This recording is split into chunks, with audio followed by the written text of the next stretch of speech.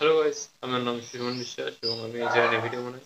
তো অনেকদিন ধরে আমি এই চ্যানেলে ভিডিও বানাচ্ছি না, জানি না পার মনে করলো আজকে আজকে চলে আসলাম ভিডিও বানাতে। আমার ফেভারিট জাপানিজ মুভির কথা আজকে বলতে যাচ্ছি। তো আমি প্রথম মুভিটাই যে বলতে যাচ্ছি সেটার নাম হচ্ছে ইনুয়াসকি। তো এই মুভিটাতে আমি দেখতে পাই যে প্রোটাগনিস্ট এবং অ্যান্টাগনিস্ট তারা দুজনেই একজন ইয়েতে ট্রান্সফর্ম হয়ে যাবে, যে সাইবর্গ, মানে অর্ধেক হিউম্যান অর্ধেক রোবট। তারপরে একজন শহরকে ধ্বংস করতে করতে একজন বাঁচাতে। ব্যাস, অ্যাকশন আছে, ভালো স্টোরি আছে, দেখতে পারো।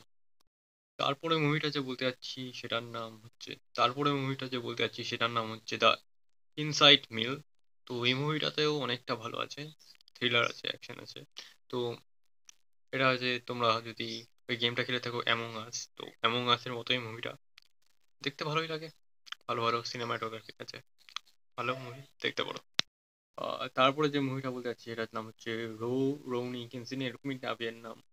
আমি ঠিক করে প্রনাউন্স হয়তো করতে পারছি না। তো এই মুভিটা যে অ্যানিমে ছিল, অ্যানিমের থেকেও অনেকটা ভালো।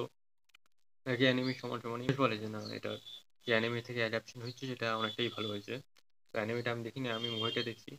মুভিটা অনেকটাই ভালো, পুরানো যুগের, হয়তো জাপানের পুরানো যুগের সামুরাই ঠামুরাই ওরকম দেখা হয়েছে, অ্যাকশন আছে, ভালো মুভি।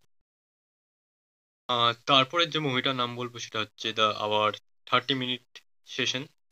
তো সেই মুভিটা একটু রোমান্টিক জনরা বা মোটিভেটিং জনরা, কারণ আছে মুভিটাতে, কারণ একটা সিঙ্গার সে মরে যায়, তারপরে তার যে আত্মা সেটা একটা রেডিওতে মানে বন্দি হয়ে যায়। তো তারপর একটা ছেলে সেই রেডিওটাকে পায়, তারপর তার আত্মাটা সে দেখতে পায়, আর সেই আত্মাটা তাকে মোটিভেট করে। তারপর কি হবে এটা দেখতে গেলে মুভিটা দেখতে লাগবে, দেখতে পারো, ভালো movie।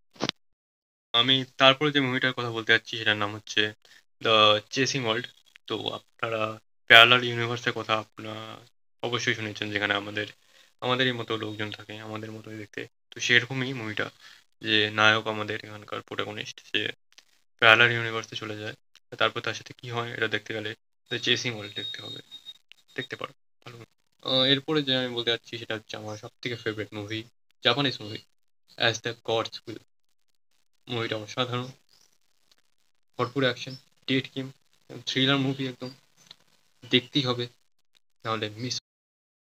আমি তারপরে যে মুভিটার কথা বলবো সেটার নাম হচ্ছে if cats disappear from the world. মানে এই মুভিটা দেখানো হয়েছে যে যদি ছোট্ট ছোট্ট জিনিসগুলো এই পৃথিবীতে না থাকতো তাহলে কি হতো। ব্যাস, এটা নিয়ে মুভি, সুন্দর মুভি, ইমোশনাল মুভি, দেখতে পারেন, ভালো স্টোরি। তারপরে যে মুভিটার কথা বলতে চাচ্ছি তার নাম হচ্ছে ব্যাটল রয়্যাল। মানে আপনারা যে ব্যাটল রয়্যাল গেমগুলো খেলেন, তো আই গেস এই মুভিটা আপনারা জানেনই কি হতে চলছে মুভিটাতে।